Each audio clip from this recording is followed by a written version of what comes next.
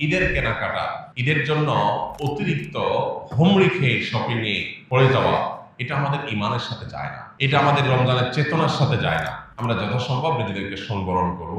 আর ঈদের শপিং যদি করতে যাই, আমার আশেপাশে থাকা বহু মধ্যবিত্ত, নিম্ন মধ্যবিত্ত, বহু গরিব, অভাবী, অসহায় মানুষ আছে যারা মানুষের কাছে হাত পাততে পারে না। তাদের বাসা বাড়িতে বহু তিন পরিবার আছে, বহু বাচ্চাহারা বাবা আছে, বহু মা হারা বাচ্চা আছে, বাবা হারা বাচ্চা আছে। তাদেরকে আমরা এই ঈদ উপলক্ষে আমার বাচ্চাদের সাথে সাথে তাদের জন্য আমরা শপিং করার চেষ্টা করব। আমাদের বাচ্চাদের সামনে যে সমস্ত ভিডিও ফুটেজগুলো আসে ঈদের কেনাকাটা, সেগুলো হলো উন্মাদনা। বিশাল বাজেট নিয়ে গেছে, এই সবটুকু আমার, সব টাকা দিয়ে আমি কিনবো, যা খুশি তা করবো। এগুলো মনুষ্যত্ব নয়, এগুলো কোনো কোনো ক্ষেত্রে পশুত্ব। মনুষ্যত্ব হলো যে আমি আমার ঈদের বাজেট দিয়ে এটা কিনবো আমার জন্য, এটা কিনবো আমার প্রতিবেশীর জন্য, এটা কিনবো আমার গরিব বন্ধুটার জন্য, এটা কিনবো আমি আমার অমুক আত্মীয়ের জন্য।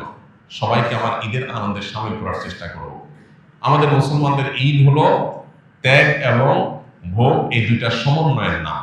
শুধু ভোগ এটা কখনো ঈদ হতে পারে না। মুসলমানের ঈদে অন্তত শুধু ভোগ থাকতে পারে না। বিধায় আমাদের ঈদের আনন্দের জন্য শুধু আমাদের জন্য না হয়, আশপাশের জন্য হয়।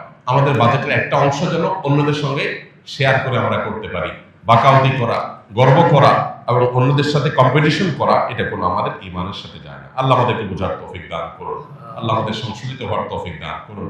রমজানের শেষ দশকটা আমরা শপিং মলে না কাটিয়ে মসজিদে ইবাদত বন্দেগীতে আমরা কাটাবার চেষ্টা করবো ইনশাআল্লাহ। এবং ঈদ প্রকৃত অর্থে তাদের জন্যই যারা ইবাদত বন্দেগী সঠিকভাবে করতে পেরেছে। ভাইরা আমার, রমজান শেষ হয়ে আসছে, আমরা রমজানের শেষ দশকে এনে কামল করবো ইনশাআল্লাহ। প্রতিদিন একটিবার হলেও চোখের পানি ফেলে আল্লাহ রাব্বুল আলামিনের কাছে ফিলিস্তিনের নির্যাতিত মানুষগুলোর জন্য দোয়া করব। আল্লাহ তাদেরকে যেন উদ্ধার করেন, তাদের জন্য আল্লাহ তাআলা রক্ষা করেন। আর আমাদের যে ভাবলেশহীনতা, আমাদের যে এ সম্পর্কে একেবারে দায়িত্ব জ্ঞানহীন আচরণ, আল্লাহ যেন আমাদের এই আচরণটাকে পরিবর্তন করে দেন, ঈমানের চেতনা যেন আমাদের মধ্যে জাগায় দেন এবং আমাদেরকে যেন আল্লাহ তাআলা মাফ করেন।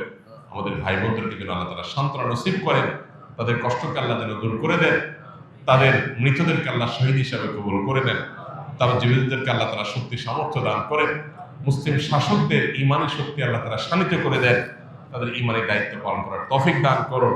এমনকি অমুসলিমদের মধ্যে মানবিক মূল্যবোধকে আল্লাহ তাআলা জাগ্রত করে দেন, তারা যেন এই বিশ্বের ইতিহাসের সবচেয়ে বর্বরচিত অমানবিক আচরণের বিরুদ্ধে লড়াই করতে পারেন।